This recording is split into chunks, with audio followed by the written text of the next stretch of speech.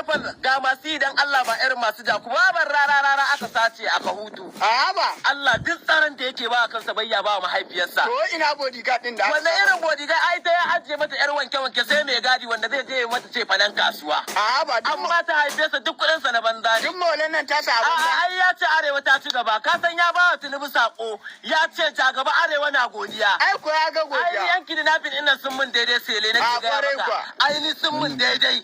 Da irin wayannan cikan manyan suke zuwa suke daukewa ai ba zai bada sakon arewa na godiya ba. A kware ku. Ai yanzu ya tabbatar da ku arewa na godiya. Ai arewa na godiya mu a ci gaba da haka. In dai za su ringa irin wayannan suna dauke wayannan manyan jagaban su ringa dauka duk tsaron da yake da shi duk kudin da yake da shi ya tashi a banda ya dai ajiye mata yar wanke da dan gaskiya ya tashi a banda arziki sa na banda ai kanta maulasa ba ta yi rana ba maula ba ta yi rana ba ni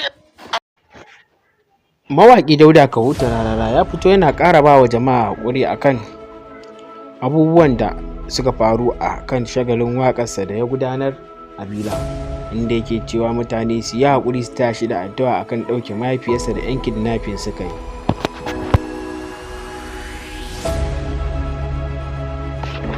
An samu wasu daga cikin mutane su kuma suna nan suna ta yama ɗiɗi da shi suna ta cewa Allah shi ƙara abin da ya faru da su kuma ba za su taɓa taya shi da addu'a akan ya ga mahaifiyarsa ba, wanda gashi nan mutane a social media wato TikTok daman kirs suke jira barin ma mutanen da suke arewacin Najeriya sun riga sun tama abubuwa da dama akan abin da Rara yake musu, duk da tsaron da Rara yake da shi to amma ta aka yi bari har aka je gida aka ɗauki mahaifiyar tasa shine abin da yake ta ba wa mutane mamaki.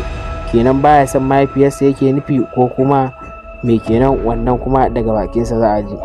BBC tana nan tana ta har haɗa tattaro takaddunta wanda za ta zauna da tsakaninta da shahararren mawaƙin wato Rarara a ta bakinsa ta yaya haka ta kasance har aka zo har gida aka ɗauki wato mahaifiyar tasa.